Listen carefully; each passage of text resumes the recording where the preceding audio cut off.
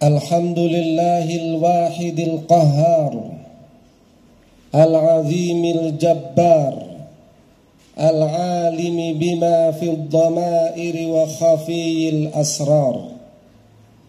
Ashhadu an la ilaha illallah wahdahu la syarika lahul karimul ghaffar. Wa ashhadu anna Muhammadan abduhu wa rasuluhul mustafal mukhtar. Allahumma salli wa sallim wa barik ala sayyidina Muhammadin wa ala alihi wa ashabihi wa man tabi'ahum bi ihsanin ila yaumil mahsyar. Amma ba'du fa ya ibadallah, ittaqullaha haqqa tuqatih wa la tamutunna illa wa antum muslimun. Qala Allah ta'ala fil Qur'anil Karim, A'udzu billahi minasy syaithanir rajim.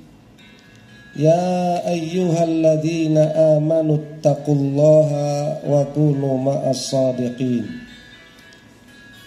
Saudaraku sidang Jumat rahimakumullah, semua orang pasti pengen hidupnya mulia. Orang yang paling mulia di sisi Allah adalah orang yang paling bertakwa. Dan semua harapan kita pengen menjadi orang yang paling bertakwa. Inna akramakum 'indallahi atqakum. Namun saudaraku, ada ayat yang lain yang Allah terangkan, fattaqullaha la'allakum tashkurun. Bertakwalah kalian kepada Allah agar kalian menjadi orang yang bersyukur. Oleh para ulama diterangkan, derajat orang yang bertakwa itu masih kalah tinggi dengan orang yang bersyukur. Karena jalan menjadi orang yang bersyukur ternyata harus bertakwa. Maka dari itu saudaraku, di ayat yang lain Allah menegaskan wa qalilum min ibadiyasy syakur. Sedikit dari hambaku yang memiliki gelar bersyukur. Dan itu kalau kita baca di dalam Al-Quran, hanya beberapa nabi yang Allah beri sifat, oh hambaku yang bersyukur. Misalnya Nabi Ibrahim, Allah berikan sifat syakiran li'an'umi, orang yang bersyukur terhadap nikmat-nikmatnya. Nabi Nuh dikasih sifat innahu kana 'abdan syakura. Nabi Nuh itu 'abdan syakura, hamba yang bersyukur. Di ayat yang lain Nabi Sulaiman berdoa, Rabbi auzi'ni an ashkura ni'mataka allati an'amta 'alayya. Ya Allah, anugerahilah saya termasuk saya bisa bersyukur. Hanya sedikit di dalam Quran hamba Allah yang diberi sifat orang-orang yang bersyukur. Sehingga saudaraku, ternyata menjadi orang yang bersyukur itu tidak gampang. Syaratnya harus bertakwa dulu. Padahal syaratnya takwa itu kita sering mendengar ceramah, begitu berat. Pertanyaan selanjutnya, kira-kira apakah kita mampu menjadi orang yang bersyukur? Saudara-saudaraku, oleh para ulama, syarat menjadi orang yang bersyukur itu atau orang bisa dianggap bersyukur itu, yang pertama kalau hatinya memang benar-benar menerima apa yang ditakdirkan oleh Allah. Pembahasan syukur dalam kitab-kitab tasawuf itu dekat dengan sabar. Tetapi syukur lebih tinggi derajatnya. Ada orang kena musibah, kalau orang biasa disuruh sabar. Tapi kalau orang yang lebih tinggi kena musibah malah bersyukur. Berat saudaraku. Dan itu adalah butuh keimanan. Kemudian yang kedua, kalau pengen menjadi orang yang bersyukur, lisannya sering mengucapkan alhamdulillahi rabbil alamin. Ada satu riwayat saudaraku, innallaha la yardha 'anil 'abdi an ya'kulal aklata fayahmadahu 'alaiha aw yashraba syurbata fayahmadahu 'alaiha. Sesungguhnya Allah akan ridho. Saudaraku, derajat diridhoi Allah itu derajat yang sangat tinggi, bukan sembarang derajat. Sahabat Rasulullah dalam Quran itu radhiyallahu anhu wa radu'an. Allah ridho, itu sahabat. Kita yang bukan sahabat Nabi bisa mendapatkan ridho Allah dengan amal yang sangat sederhana, mengucapkan hamdalah. Dalam hadis ini Allah ridho, la yardo, pakai lam taukid, pasti akan ridho. Kepada siapa? Anil abdi, kepada seorang hamba, an yakulal aklata, kalau dia makan, habis makan mengucapkan alhamdulillah. Kalau dia minum, setelah minum dia mengucapkan alhamdulillah. Subhanallah, amalan ringan sebagai rasa syukur, tapi Allah itu ridho. Maka dari itu saudaraku, tradisikan kita amalan ringan ini, setelah makan, setelah minum, kita mengucapkan alhamdulillah. Allah langsung ridho. Dan yang ketiga, kata ulama, kalau pengen menjadi orang yang bersyukur, amalannya benar-benar orang yang bersyukur. Saya membaca sebuah kitab saudaraku, Kitab Thiqat, ditulis oleh Imam Ibnu Hibban. Beliau menulis sebuah riwayat, ada seorang sahabat namanya Abu Qilabah. Abu Qilabah ini termasuk sahabat akhir yang meninggal dunia. Dalam beberapa keterangan, sahabat yang terakhir meninggal dunia itu adalah Abu Qilabah. Abu Qilabah ini orang yang alim alama, ahli hukum Islam. Sampai pada pemerintahan ketika itu diminta menjadi seorang hakim. Ini Abu Qilabah. Imam Ibnu Hibban menulis riwayat beliau itu dimulai dengan seseorang, orang yang tidak dikenal, dia berhenti di sebuah rumah jelek sekali di perbatasan antara Syam sama Mesir. Dia masuk, di situ ada rintihan seseorang. Lalu ternyata orang di dalamnya sedang lumpuh, kemudian matanya buta, dia nggak bisa ngapa-ngapain. Kemudian minta pertolongan, dia masuk orang ini. Tetapi di dalam rintihan itu dia masih berdoa, ya Allah, karuniailah saya orang yang bersyukur, senantiasa mengucapkan alhamdulillah. Luar biasa. Tamu ini masuk langsung penasaran. Apa yang Anda minta kepada Allah? Anda buta, Anda itu cacat, gak bisa jalan, kok masih minta kepada Allah biar tetap bisa mengucapkan alhamdulillah? Apa yang Anda syukurin?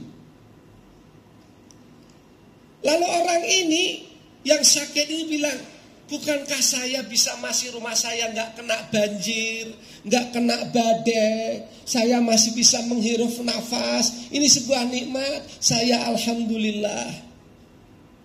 Subhanallah.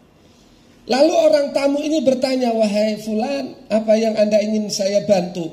Tolong carikan anak saya, sudah beberapa hari ini gak datang ke rumah saya.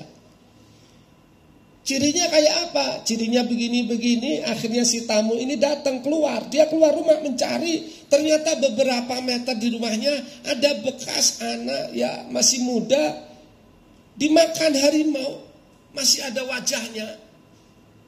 Lalu disampaikan, orang yang kau berikan ciri ini di belakang rumah dimakan binatang buas. Orang ini tidak nangis, malah bersyukur. Alhamdulillah. Orang bertanya, apa yang Anda syukurin? Orang ini malah jawab, Saya bersyukur anak saya tidak nambah maksiat. Dimakan oleh harimau, alhamdulillah tidak nambah dosa. Subhanallah. Lalu saudaraku, ketika beberapa dialog ini, orang yang tuan rumah ini menghembuskan nafas akhir dengan kalimat alhamdulillah. Luar biasa.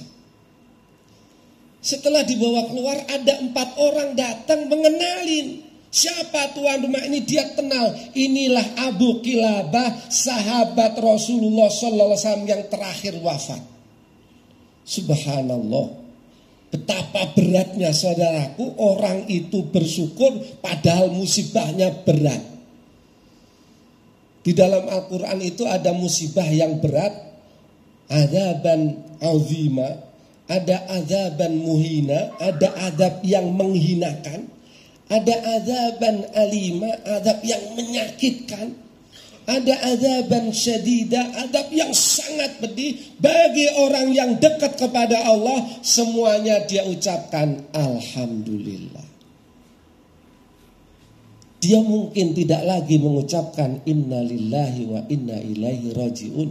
Walaupun di dalam Quran idza asabatu musibah qalu inna lillahi wa inna ilaihi. Tapi orang ini tidak lagi derajatnya mengatakan itu, tapi dia ucapkan alhamdulillah. Sehingga ada sebuah kisah saudaraku. 2 orang kiai melakukan perjalanan dari Semarang menuju Jogja. Cuma kiai ini tidak sebutkan namanya. Naik mobil berhenti di sebuah perjalanan. Di bawahnya ada sungai. Kemudian banyak orang mandi di sungai itu setengah telanjang. Kiai yang satu menutup mata membaca astagfirullah, astagfirullah, astagfirullah.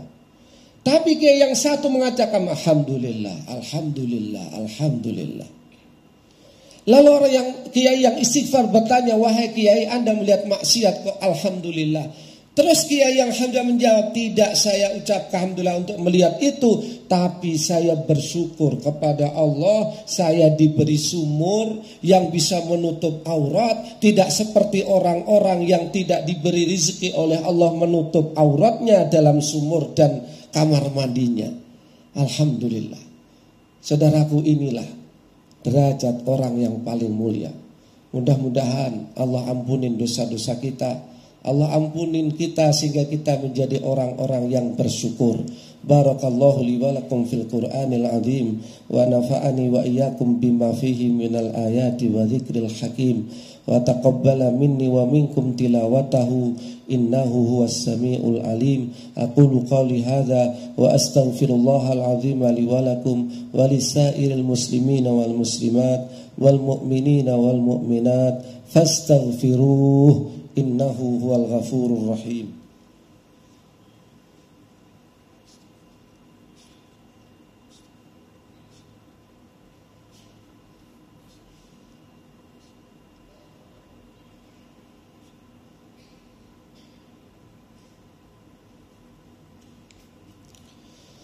Innal hamdalillah nahmaduhu wa nasta'inuhu wa nastaghfiruhu wa nastahdihi wa na'udzu billahi min shururi anfusina wa min sayyiati a'malina.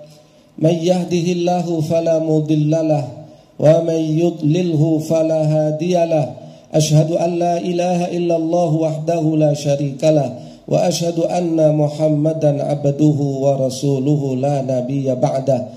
Allahumma salli wa sallim wa barik ala sayyidina Muhammadin wa ala alihi wa ashabihi ajma'in.